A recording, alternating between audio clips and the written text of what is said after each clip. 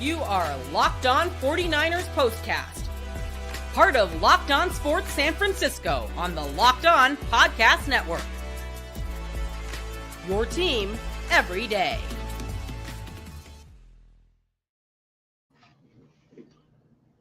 Yo, what's up, everyone, and welcome back to the Locked On 49ers POSTCAST. I'm your host, Eric Triple E Engel. You may know me as the former producer for the Murph and Mac Morning Show on KMBR. And tonight, the San Francisco 49ers were buried by the Buffalo Bills tonight in Orchard Park as they fall 35-10, pushing the playoffs even further out of reach with the overwhelming amount of injuries. And that is a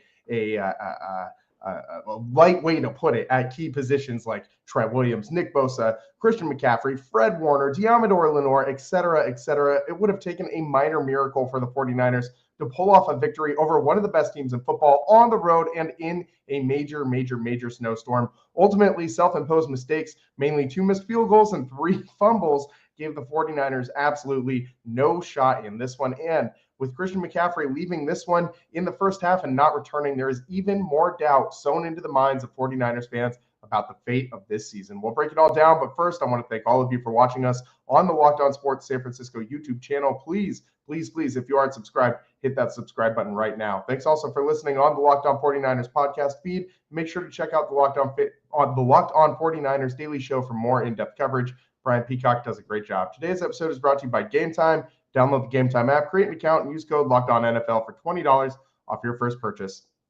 And this one, from the jump, did not feel good. I mean, as soon as we got that notification that Trent Williams wasn't playing, even though Brock played in this one, the whole thing just felt bad. I said it on the show last week that it felt like today was a scheduled L, and for the vast majority of this game, it felt like a scheduled L for the 49ers. They started off decent, they force a 3 and out on the first drive of the game for the Bills, and then they take a 9-play, 48-yard drive down the field and kick a field goal, and that felt okay. That felt like, all right, hey, they maybe the moment isn't going to be too big for them for all these backups filling in. I mean, they looked pretty good on that first drive. Christian McCaffrey looked decisive. He looked a little bit more explosive than I've seen him at any point in time this season. He looked more like himself than Christian McCaffrey has at any point in 2024. And I thought those were all pretty solid things for the 49ers. And hey, for a second there, I felt like maybe Christian McCaffrey would be enough to just will the 49ers to victory. And that did not last long because Christian McCaffrey ends up getting hurt, a lower leg injury. There's been some speculation. I've seen some videos on social media of what looks to be a pop happening in his lower calf. But I mean, it could really be anything. But obviously, when you see that, you start to think about the Achilles issues that he's had well documented throughout this season and in the offseason. And this is a major problem. Yes, Jordan Mason was a great backup, filled in well for Christian McCaffrey earlier this season while the Niners were without him. But at this point, you are just losing playmaker after playmaker after playmaker. And then to immediately after Christian McCaffrey took a trip to the locker room, we see Fred Warner take a trip to the locker room. And now we've been updated in this last week since the 49ers last played that Fred Warner's been playing this season since September with a fractured bone in his ankle. And obviously that can't feel very good playing out there in the snow in Buffalo. And I mean, but there's so many other holes on this 49ers team right now. That defensive front, just to start there, I mean, you're missing 3 out of your 4 starters, and including Nick Bosa. And whenever you're missing even just Nick Bosa, that's going to be a massive problem, especially because the 49ers do not blitz with this defense. They rely on their front 4 linemen to get pressure. And today, I mean, it's even more tough to go get that pressure in the snow. I mean, you saw in that very early on in that first quarter, 49ers defensive lineman trying to get off the snap, just slips and falls face down into the snow without even being touched. So you got all sorts of issues working against the defensive line today, and they just looked like they were on a sled. And the Buffalo Bills offensive line was just pushing them backwards all day long at the point of attack. The Bills' run game was just explosive all night long. They averaged 5.8 yards per carry, ran the ball for 220 yards. 65 of those came on a James Cook scamper that resulted in a touchdown. And this 49ers defense just could not respond. They could not hold the edge. and it just looked like they couldn't really tackle. It looked like Malik Mustafa was really the only guy on this team looking to make a hit, and Fred Warner obviously too, but you got to have guys that want to stick their nose in there and go tackle the ball carrier, and the 49ers just didn't have that today. Meanwhile, on the offensive side of the ball, the 49ers could not stop turning the ball over. They kept coughing it up.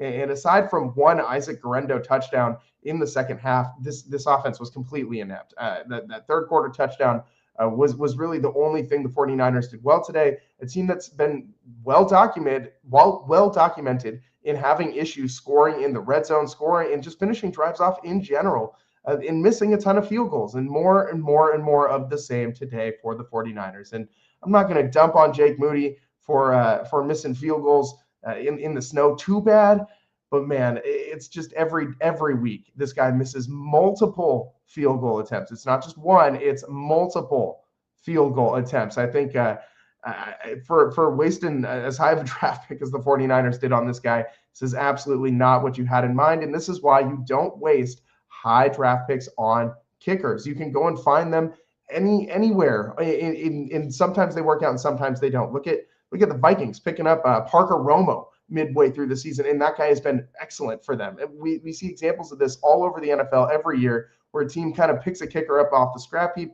and they do just fine. And there's no reason that the 49ers needed to go and spend that draft pick on Jake Moody. Just an absolute waste of a pick.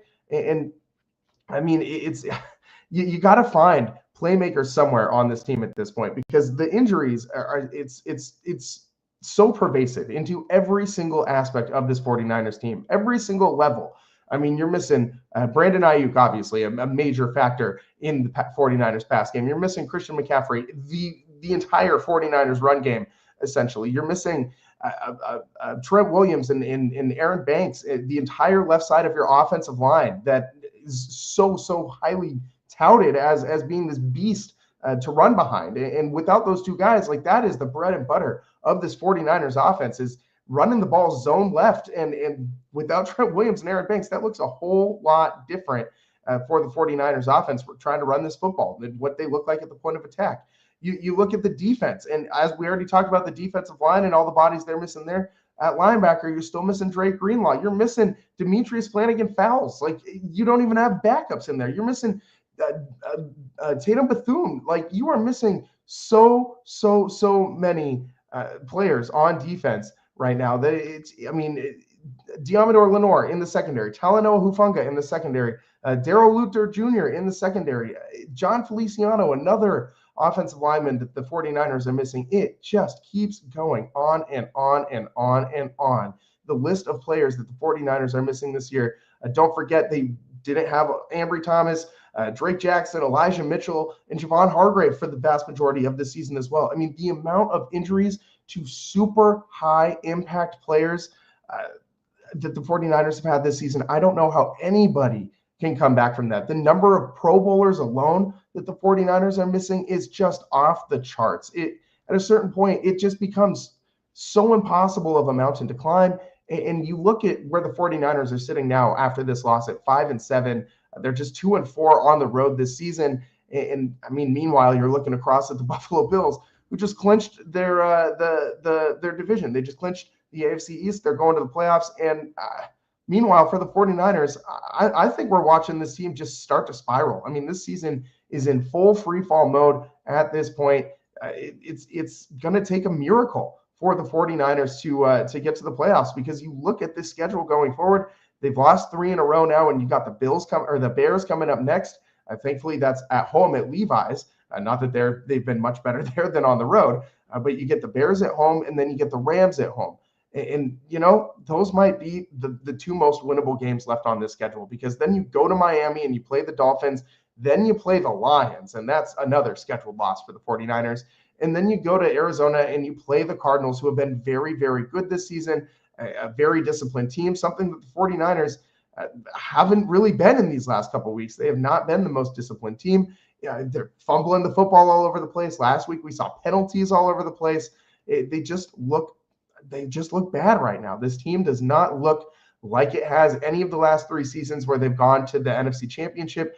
This team does not look like a playoff team to my eyes. They are just undisciplined, penalties all the time on the offensive line, especially on the interior of the offensive line. Brendel has not been very good at the center position. The run game doesn't look the same. Christian McCaffrey, even when he was out there, save for that first drive from today's game, that it just has not looked the same. The pass game, Deebo Samuel has been bad all season long. We saw Deebo fumble on a kickoff return today, and it's the bad season for Deebo Samuel continues to just trudge on. I mean, he had 4 receptions for 20 yards tonight. That's just absolutely not going to cut it when you got a team that just needs playmakers to step up. Deebo Samuel has just not been there for the 49ers. And you know what, man? I love the 49ers tunnel entrance when they're winning games and when they're playing bully ball and they're beating teams at the point of attack. And you got big old Trent Williams, the silverback gorilla, just pushing fools around. But when you're getting beat 3 games in a row and you are not the bullier, but the bullyee, the one who's getting their face pushed down in the snow, not the one who's doing the face pushing down in the snow. I don't really want to see Deebo Samuel's pregame outfits. I don't really want to see Deebo Samuel, vibing to whatever they're listening to on the boombox in the tunnel, walking out. I mean, I want this guy to be locked in. And maybe that's how he locks in, but it's just a bad look. It just feels like fake tough guy stuff to me. Like, go out there and show you can win a football game.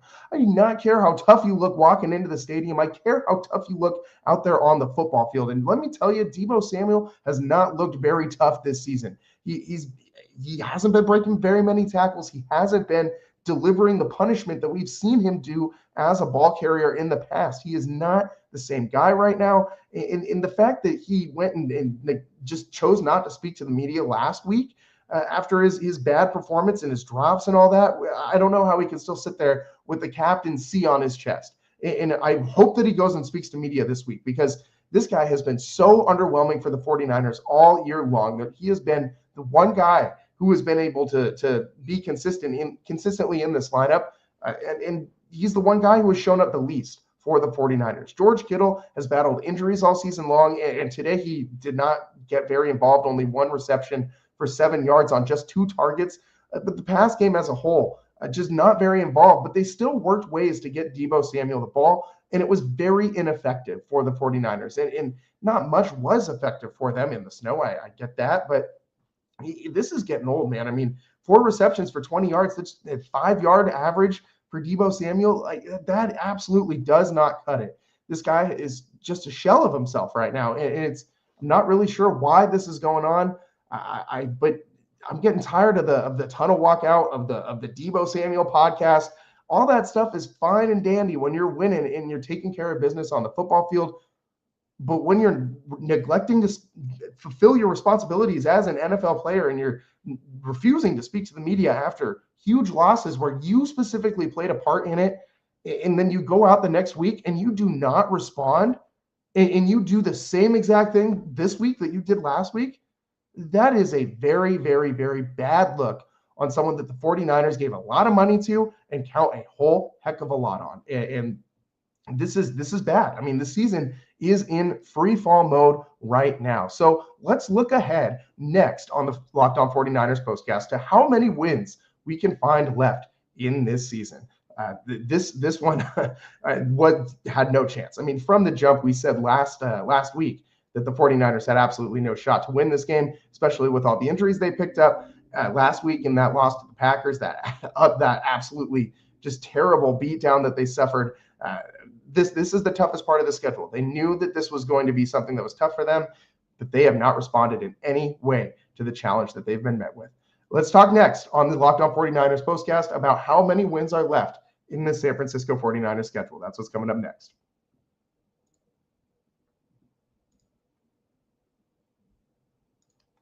Hey, Locked On 49ers fans, I know you're just like me, and your holiday shopping list is, let's just say, far from complete. Well, if that's the case, I've got the perfect gift for the passionate sports fans in your life. Perhaps you've heard of IceShaker. IceShaker is now officially licensed with the NFL, NHL, NBA, NCAA, and MLB, and will make the ideal gift for any sports fan in your life. Created by and used by the Gronkowski brothers, IceShaker has sold over 1 million bottles, and they've changed the game with workout bottles And this is the gift you've been looking for. Just go to IceShaker.com and use the code LOCKEDONNFL at checkout to save 25% on your order. Made from kitchen-grade stainless steel bottles that won't absorb odor like those plastic bottles do.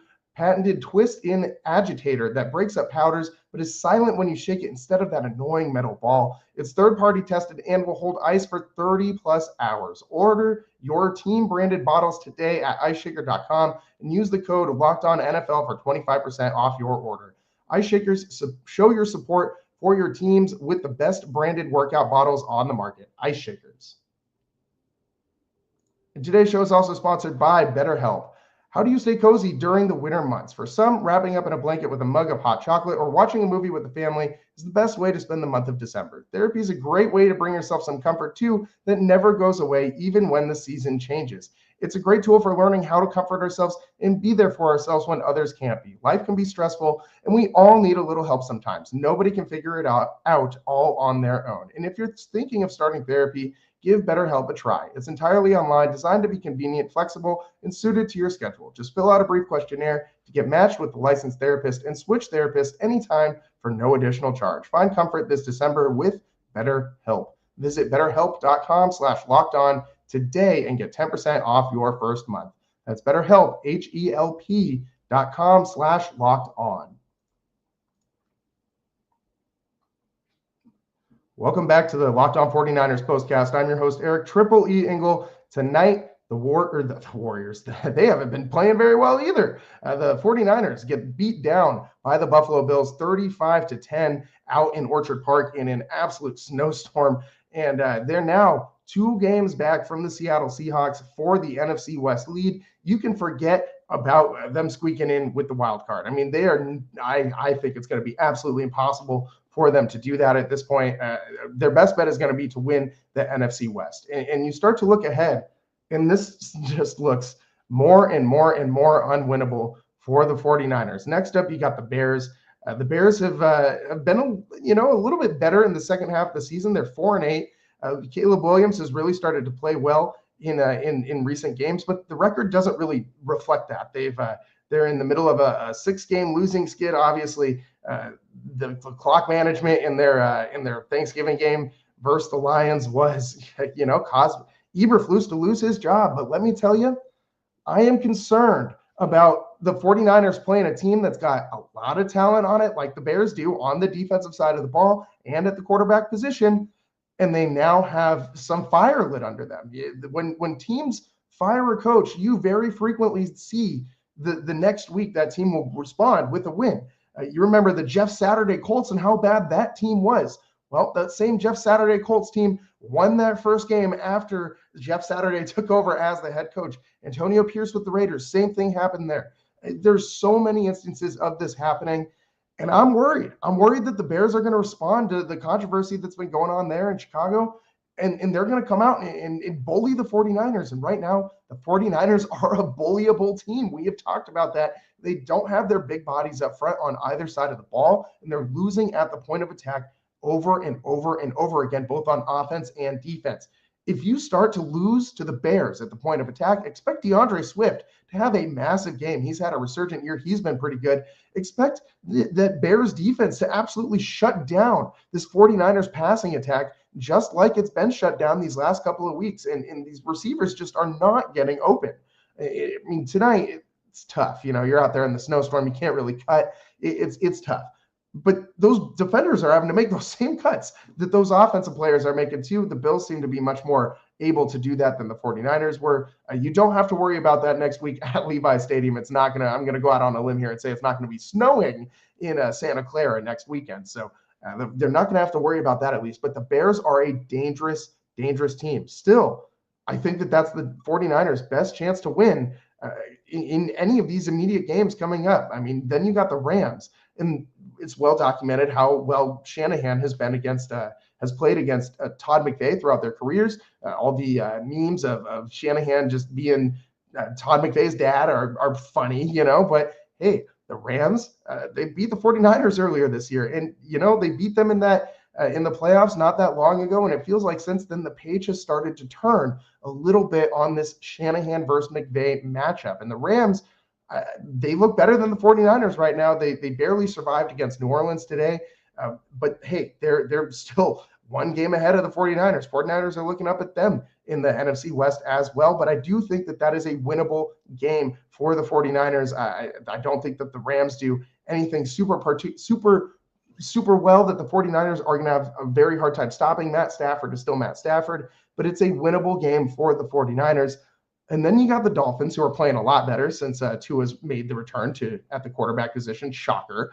The Lions are one of the best teams in football, right up there with the Buffalo Bills. And then the Cardinals are much improved, and they're a very disciplined team, and they're going to be really hard to beat at home. So, I mean, I think that the 49ers are going to finish the season with 3 consecutive losses. And I think that at best, you beat the Bears and the Rams. Realistically, I think they beat just one of those 2 teams.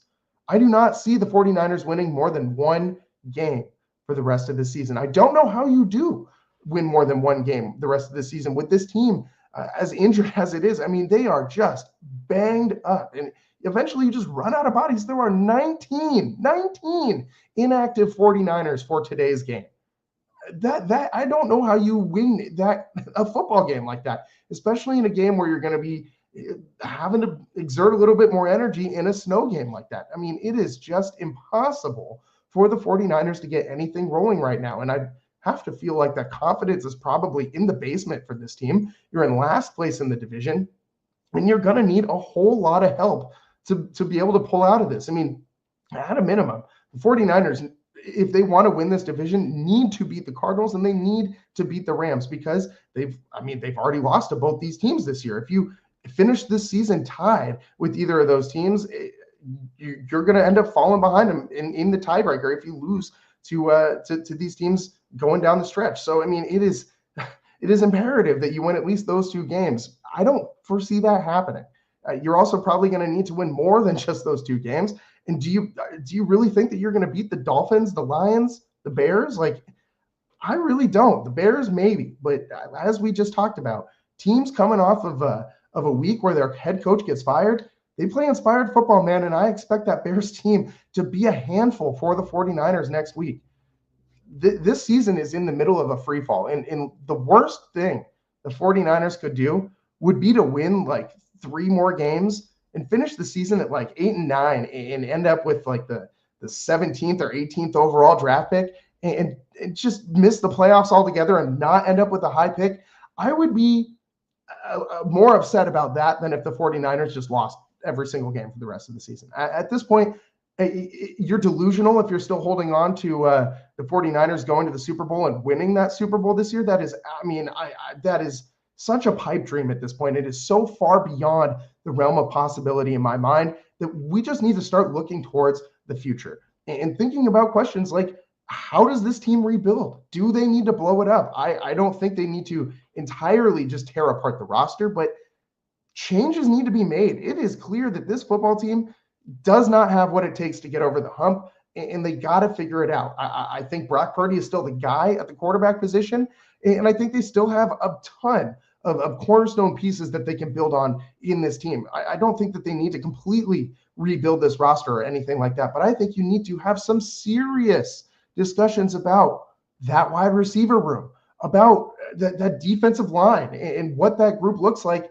past Javon Hargrave and Nick Bosa. I think you need to have a serious discussion about what the future of this offensive line looks like once Trent Williams is no longer here, and he's getting up there in age. He's not going to be there forever at left tackle. This offensive line needs some kind of direction. What are they going to, is Jake Brendel really going to be what we're rolling with at center for the rest of the rest of the next couple of years, the rest of the Kyle Shanahan regime? Like, and then that begs the question too, Kyle Shanahan himself. There's been a lot of fans who've talked about this guy on the hot seat. It is just, I don't know really what the answer to that is looking forward. It's a really perplexing situation. Do you keep riding with Shanahan, or do you kind of part ways with him? Has this reached the end of what it's going to be? Is Shanahan ever going to be able to get them over the bump? Let's talk about that next on the Locked On 49ers postcast.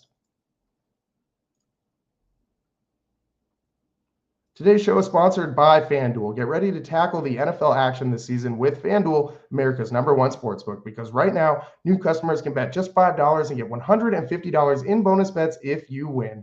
The FanDuel Sportsbook app gives you everything you need to place live bets on the NFL all in one place. So when you get a hunch in the middle of the game, you can check out the latest stats, view live play-by-play, and so much more on the same page where you place your bets. Just visit FanDuel.com to join today. You'll get started with $150 in bonus bets if you win your first $5 bet. That's FanDuel.com. Never waste a hunch and make every moment more with FanDuel, an official sportsbook partner of the NFL. And today's show is also sponsored by Game Time. I love live events, from concerts to sporting events and everything in between, and I rely on Game Time to get my tickets. Game Time has a new feature called Game Time Picks that makes getting tickets for your favorite live events even easier. Game Time Picks filters out the fluff to show you only incredible deals on great seats, so you don't have to waste time searching through thousands of tickets. I also love the all-in pricing feature. Toggling this feature on shows the total up front with no surprise fees at checkout. Game Time also gives customers the lowest price guarantee, where Game Time will credit you 110% of the difference. And with Game Time ticket coverage, your purchase is covered with the most flexible customer service policy in the ticketing industry.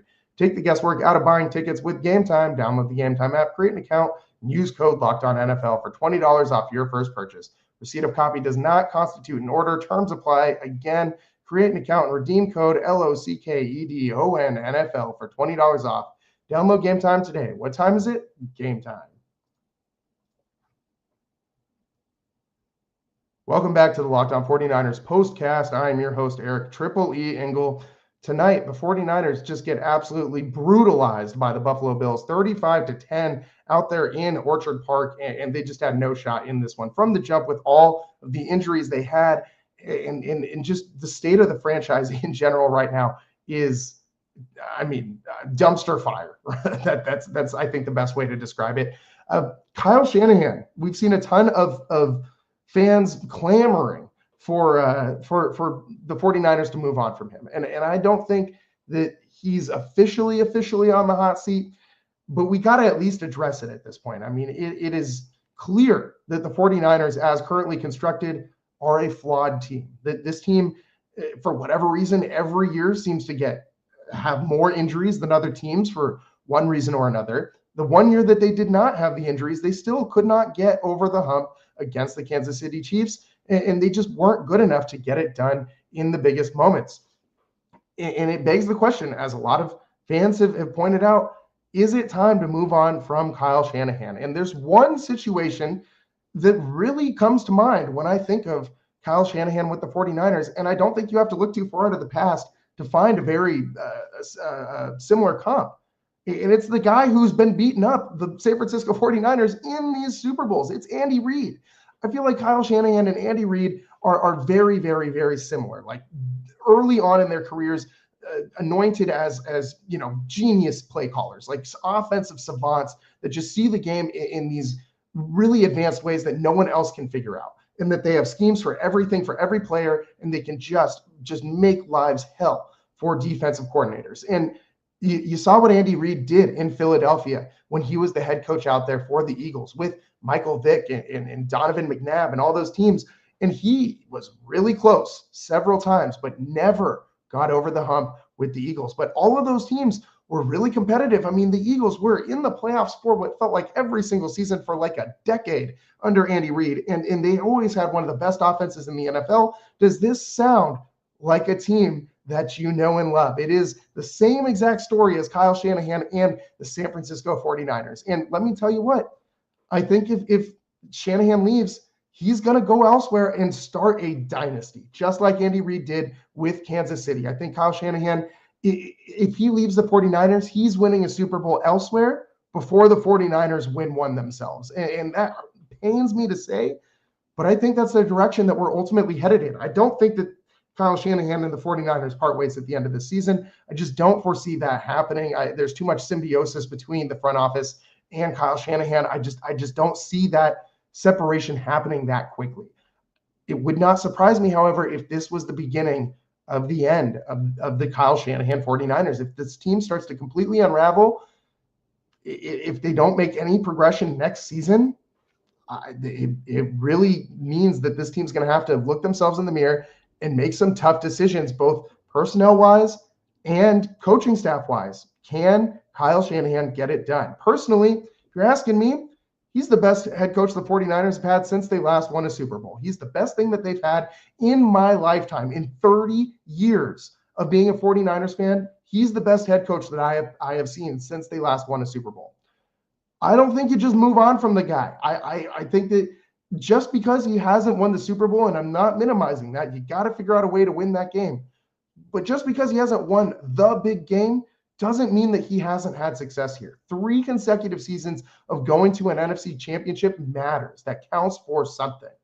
Ultimately, he did not reach the pinnacle, the ultimate goal for the 49ers, a 6th Super Bowl.